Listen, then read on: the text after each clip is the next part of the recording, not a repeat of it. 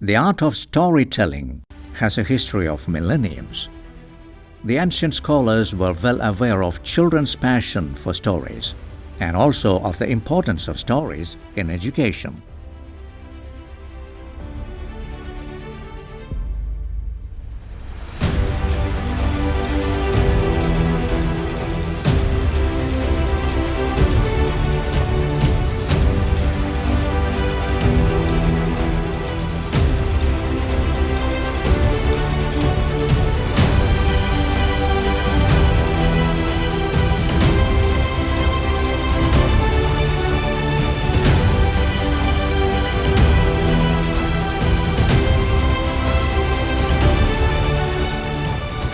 കഥ കേൾക്കാൻ ഇഷ്ടമല്ലേ?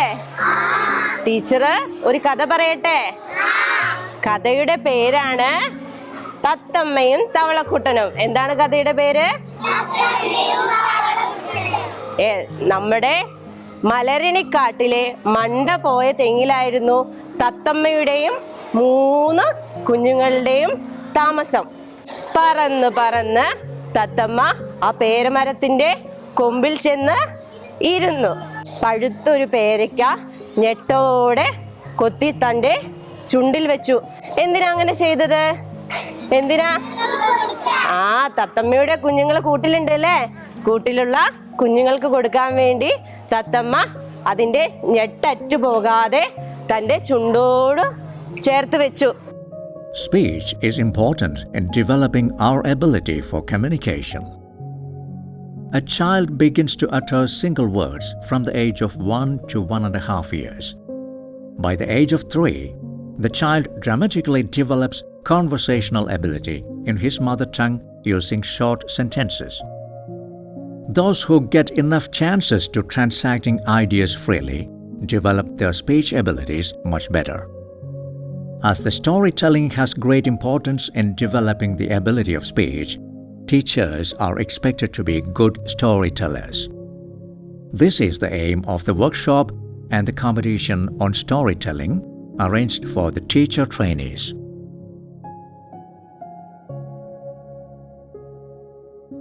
കഥകൾ വ്യത്യസ്ത തരത്തിൽ അവതരിപ്പിക്കാം.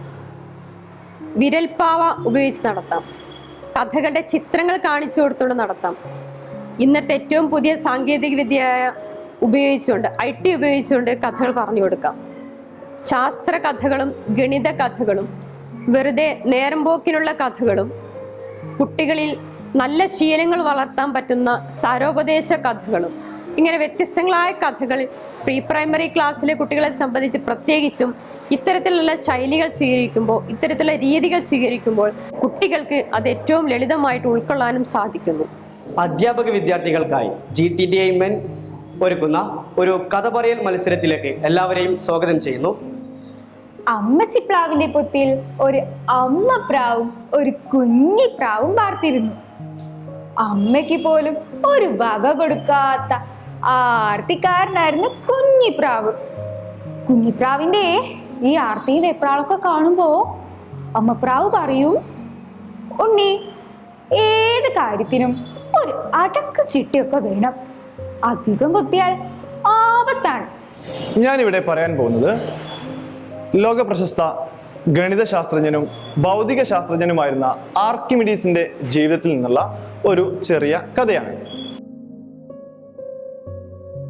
ഈ തത്വം പിന്നീട് നമ്മുടെ ശാസ്ത്ര പഠനത്തിൽ വലിയ ഒരു തത്വമായി നിലകൊള്ളുന്നു. ഇതാണ് ആർക്കിമിഡീസ് പ്രിൻസിപ്പിൾ എന്ന് പറയുന്ന വലിയ ഒരു പാഠമായി പിൻകാലത്ത് മാറിയിട്ടുള്ളത്.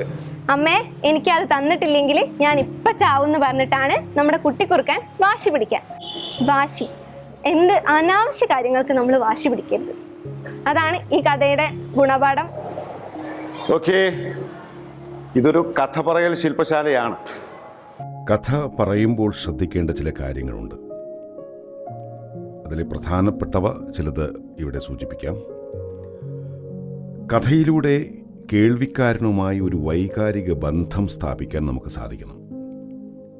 കഥാപാത്രങ്ങളുടെ സന്തോഷം, ദുഃഖം, ആകാംക്ഷ തുടങ്ങിയ എല്ലാ വികാരങ്ങളും വായനക്കാരനിലേക്ക് നമുക്ക് പകരാൻ സാധിക്കണം. അതുപോലെ അനാവശ്യമായ വിവരണങ്ങൾക്ക് ഒഴിവാക്കി കഥയുടെ ഒരു ഒഴുക്ക് അത് നിലനിർത്തി കഥയെ മുന്നോട്ട് നയിക്കാൻ നമുക്ക് സാധിക്കണം. ഭാഷയുടെ സൗന്ദര്യം നിലനിർത്തുന്ന തരത്തിൽ, എന്നാൽ ലളിതമായ ഭാഷ ഉപയോഗിക്കണം. കഥയിലെ സംഭവങ്ങൾ, കാഴ്ചകൾ, വികാരങ്ങൾ എന്നിവ വാക്കുകളിലൂടെ മനോഹരമായി ചിത്രീകരിക്കുക വഴി വായനക്കാരൻ്റെ മനസ്സിൽ ആ രംഗങ്ങൾ കാണുന്ന അനുഭൂതി സൃഷ്ടിക്കാനാവണം. ഇനി ഭാഷയുടെ കാര്യത്തിലാണെങ്കിൽ പ്രാദേശികമായ ഭാഷയിലുള്ള സംഭാഷണ ശകലങ്ങൾ ഉണ്ടെങ്കിൽ പരമാവധി ആ പ്രാദേശിക ഭാഷയിൽ തന്നെ അവതരിപ്പിക്കാൻ ശ്രദ്ധിക്കുക. അതോടൊപ്പം വിവരണങ്ങൾ നമുക്ക് ലളിതമായി തന്നെ തുടരുവാൻ സാധിക്കുകയും വേണം. അപ്പോൾ കഥ പറച്ചിലിൻ്റെ സൗന്ദര്യമാണ് നമ്മളിപ്പോൾ പറഞ്ഞു വന്നത്. അത് നേരിട്ട് നമുക്കൊന്ന് അനുഭവിക്കണം, ഇല്ലേ? എനിക്കൊന്ന് കേൾക്കണം നിങ്ങൾ എങ്ങനെ കഥ പറയുന്നു എന്നുള്ളത്. നിങ്ങളിപ്പോൾ ഒരു പ്രൈമറി ക്ലാസ്സിലാണ്, അത് 1 to 4 ക്ലാസ്സിലാണ്. ഈ ക്ലാസ്സിൽ കുട്ടികൾക്ക് എങ്ങനെ ഒരു കഥ പറഞ്ഞു കൊടുക്കണം? ആര് പറഞ്ഞുതരും? ഇപ്പോൾ എൻ്റെ മുമ്പിൽ ഒരു കഥ ആരുണ്ട്? യെസ്, ഇവിടെ ഒരാൾ. എന്താ പേര്? ഡോണ. ഡോണ. ഡോണർ ടീച്ചർ റെഡിയാണ്. നിങ്ങളൊക്കെ ഇപ്പോൾ 4ാം ക്ലാസ്സുകാർ. ഓക്കെ, നമുക്ക് നല്ലൊരു കഥ കേൾക്കാം. റെഡി? യെസ്, ഡോണ കഥ പറയുന്നു. നിങ്ങളൊക്കെ കുട്ടികളായിരിക്കാം. റെഡിയല്ലേ? യെസ്. നമുക്കൊരു കഥ കേട്ടാലോ? കേൾക്കാം അല്ലേ? അപ്പോൾ ടീച്ചർ ഇവിടെ ഒരു വൃദ്ധൻ്റെ മാമ്പഴ മരം എന്ന് പറഞ്ഞ കഥയാണ് പറയാൻ പോകുന്നത്. ദൂരെ ഒരു ഗ്രാമമുണ്ടായിരുന്നു. അവിടെ ഒരു വൃദ്ധനുണ്ട്. അങ്ങനെ ഒരു ദിവസം അദ്ദേഹത്തിൻ്റെ വീട്ടിൻ്റെ അടുത്ത് ഒരു വീടുണ്ട്. ആ വീട്ടിലേക്ക് ബെന്നിയും കുടുംബവും വന്നു. ആരാണ് വന്നേ? ആ, ബെന്നി ആലോചിച്ച് എന്താണെന്നറിയോ? ആ തൈമാവ് വളർന്ന് വരുമ്പോഴത്തേക്ക് അദ്ദേഹം മരിച്ചു പോവില്ലേ? അദ്ദേഹത്തിന് 80 വയസ്സായില്ലേ? മരിച്ചു പോവില്ലേ? അപ്പൊ അതിന്റെ കായ്ഫലങ്ങൾ അദ്ദേഹത്തിന് കഴിക്കാൻ പറ്റുമോ? ഇല്ല അല്ലേ? എന്നിട്ടും അദ്ദേഹം എന്താ ചെയ്യണത്? അതിനെ പരിപാലിക്കുന്നുണ്ട് അല്ലേ? അതാണ് ബെന്നി ചോദിച്ചത്. അപ്പൊ വൃദ്ധൻ പറയാണ്, എനിക്ക് വേണ്ടിയിട്ടല്ല ഞാൻ ഈ ചെടി നനയ്ക്കുന്നത്, എൻ്റെ ഭാവി തലമുറകളില്ലേ, അദ്ദേഹത്തിൻ്റെ മകൻ, അദ്ദേഹത്തിൻ്റെ കൊച്ചുമക്കൾ, അങ്ങനെ കുറേ പേരില്ലേ, അവർക്ക് വേണ്ടിയിട്ടാണ്. ആ വൃദ്ധൻ എന്താ ചെയ്തത്? അദ്ദേഹത്തിന് വേണ്ടിയിട്ടല്ല, ഭാവി തലമുറയ്ക്ക് വേണ്ടിയിട്ട് അദ്ദേഹം കരുതിയത്. കാഞ്ഞങ്ങാട് സ്കൂളിൽ 7ാം ക്ലാസ്സിൽ പഠിക്കുന്ന ഒരു കുട്ടിയുണ്ട്, സൗമ്യ എന്നുള്ള പേര്. സൗമ്യ മിടിക്കുക, നന്നായി പഠിക്കും. ഉള്ള മുടിയാ ഇത്രയാ, മുട്ടിന് താഴെയാ. അതുകൊണ്ട് നല്ല മുടിയുള്ള സൗമ്യ എന്നാ പറയും. കാരണം ഒരേ പേരിൽ പല കുട്ടികളും ഉണ്ടാവുമല്ലോ. അപ്പോൾ അവളെ തിരിച്ചറിയാൻ ഉള്ളൊരു മാർക്ക് അതാണ് എന്ത്?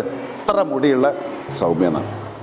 സൗമ്യ മിടുക്കി ആയതുകൊണ്ട് തന്നെ അച്ഛൻ കാര്യമായ ഓഫറൊന്നും കൊടുക്കാതെ തന്നെ അവൾ പഠിക്കും. എങ്കിലും 7ാം ക്ലാസ്സിൽ നന്നായിട്ട് ഫുൾ മാർക്കൊക്കെ വാങ്ങി വന്നാൽ എനിക്കൊരു സമ്മാനം തരാമെന്നൊക്കെ അച്ഛൻ ഓഫർ കൊടുത്തു. അവളത് സ്വീകരിച്ചു. എന്ത് വേണമെങ്കിലും കൊടുക്കാമെന്നുള്ളതാണ്. റിസൾട്ട് വന്നപ്പോൾ ഗംഭീര വിജയമാണ് സൗമ്യക്കുണ്ടായത്. അച്ഛൻ ചോദിച്ചു, എന്താ മോളെ സമ്മാനം വേണ്ടത്? അച്ഛാ, എനിക്ക് മൊട്ടയടിക്കണം. മനമില്ലാ മനസ്സോടെ അച്ഛൻ മോളെയും കൂട്ടി അങ്ങാടിയിലേക്ക് പോകുന്നു. ഏതായാലും അവളുടെ നിർബന്ധപ്രകാരം മുടി കട്ട് ചെയ്യുന്നു, വടിച്ചെടുക്കുന്നു. അച്ഛനൊരു ഷാള് കരുതിയിരുന്നു. കാരണം തിരിച്ചു പോകുമ്പോൾ ഇങ്ങനെയൊന്നും ആയിരിക്കില്ല, ചെറിയ കുട്ടിയല്ലേ. മുട്ട കണ്ണാടി കാണുന്ന സമയത്ത് അവൾ കരയും ഉറപ്പാണ്. അതുകൊണ്ട് ഒരു ഷാളൊക്കെ കെട്ടിയിട്ട് വേണം കൊണ്ടുപോകാൻ. ഷാളൊക്കെ ഇടിച്ച് അവളെ കൊണ്ടുപോയി തിരിച്ചു കൊണ്ടുപോയി. പിറ്റേന്ന് സ്കൂളിൽ തീർച്ചയായിട്ടും മോൾ പോവില്ല എന്ന് ഉറപ്പാണ്. അപ്പോഴത്തെ ഒരു ആവേശത്തിന് പറഞ്ഞതായിരിക്കും, നിങ്ങളെ മോള് ഇന്നലെ എൻ്റെ വീട്ടിൽ വന്നിരുന്നു. എൻ്റെ മോൾക്ക് ക്യാൻസറാണ്. അവളുടെ സുഹൃത്താണ്. അവൾ മുടിയിൽ എല്ലാം കൊഴിഞ്ഞിരിക്കുകയാണ്. സ്കൂളിലേക്ക് പോവില്ല എന്ന് വാശി പിടിക്കുകയായിരുന്നു. പോകാൻ അവൾക്ക് വയ്യ. ഈ മുടിയുമായിട്ട് താൻ പോവില്ല എന്ന് അവൾ പറയായിരുന്നു. അപ്പോൾ നിങ്ങളുടെ മോൾ എൻ്റെ മോളോട് പറയുന്നുണ്ടായിരുന്നു, ഞാനും ഉണ്ടാവും നിൻ്റെ കൂടെ, നീ എൻ്റെ കൂടെ വരണം, നാളെ രാവിലെ നിന്നെപ്പോലെ ഞാനും ഉണ്ടാവും. അങ്ങനെ നിങ്ങളുടെ മോൾ എൻ്റെ വീട്ടിൽ നിന്ന് രാവിലെ വന്നു, എൻ്റെ മോളെയും കൂട്ടി പോയി സന്തോഷത്തോടെ തിരിച്ചു വന്നിരിക്കുന്നു എന്ന് പറഞ്ഞ് കെട്ടിപ്പിടിച്ച് കരയുകയാണ്. ഈ കരച്ചിൽ, അമ്മയും കരയുന്നു, രണ്ട് അച്ഛന്മാരും കരയുന്നു. സൗമ്യ മാത്രം വലിയ ഭാവവും മാറ്റമൊന്നും ഇല്ലാതെ നിൽക്കുകയും ചെയ്യുന്നു. ഇതൊരു അനുഭവമാണ്, ഇതൊരു സംഭവമാണ്. ഈ സംഭവം കേൾക്കുമ്പോൾ നിങ്ങൾക്ക് എന്താ തോന്നുന്നത്? എന്താ തോന്നുന്നത്? എന്താണ് ത്യാഗം എന്നത് നിങ്ങൾ മനസ്സിലാക്കിയില്ലേ? ഏറ്റവും പ്രിയപ്പെട്ടത് നൽകുമ്പോഴാണ് ത്യാഗമാവുന്നത്. നമ്മൾ മണലിൽ എഴുതണം. അപ്പോൾ എന്താണ്? ക്ഷമയാകുന്ന കാറ്റ് ഇതിനെ മായ്ച്ചു കളയും. ക്ഷമയാകുന്ന കാറ്റ്.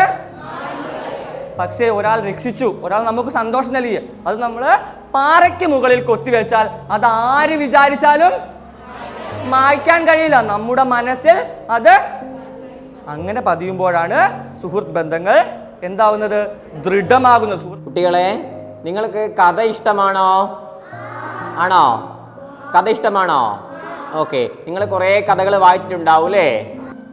നല്ല തിരക്കുള്ള ഒരു ബസ്, നിറയെ ആളുകളുണ്ട്. ബസ് ഇങ്ങനെ പോയിക്കൊണ്ടിരിക്കുകയാണ്. ബസ് പോയി കുറേ ദൂരം എത്തിയപ്പോൾ പെട്ടെന്ന് ബസ്സിൽ നിന്ന് ഒരാൾ ഉറക്കെ വിളിച്ചു പറഞ്ഞു, അയ്യോ എൻ്റെ പേഴ്സ് കാണുന്നില്ല, അയ്യോ എൻ്റെ പേഴ്സ് കാണുന്നില്ല. അങ്ങനെ ആളുകൾ എല്ലാവരും കൂടെ തിരഞ്ഞു നോക്കാൻ തുടങ്ങി. ബാക്കി നിങ്ങൾ ഈ കഥയുടെ ബാക്കി നിങ്ങൾ ഓരോരുത്തരും എന്ത് ചെയ്യണം? ഇങ്ങനെ നിങ്ങൾക്ക് അറിയുന്നത് പോലെ നിങ്ങൾ എന്ത് ചെയ്യണം? വികസിപ്പിച്ച് കൊണ്ടുവരണം. ഓക്കെ, നമുക്ക് ഇവിടെ തുടങ്ങിയാലോ? പണമില്ലാതെ ഞാൻ എന്ത് ചെയ്യും?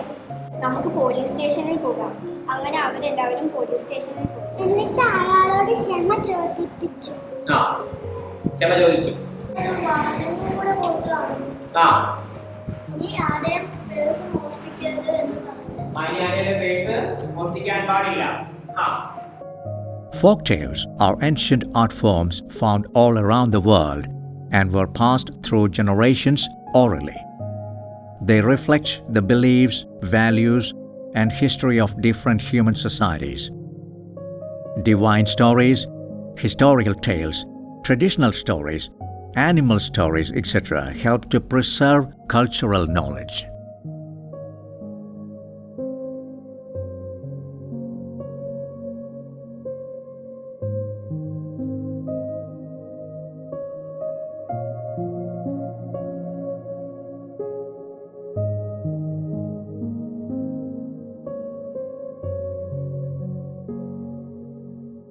Storytelling ability is very important in teaching. Stories attract and draw the attention towards learning. Successful storytellers easily attract the attention of the audience. This helps the children in the learning process. Stories help to remember ideas easily.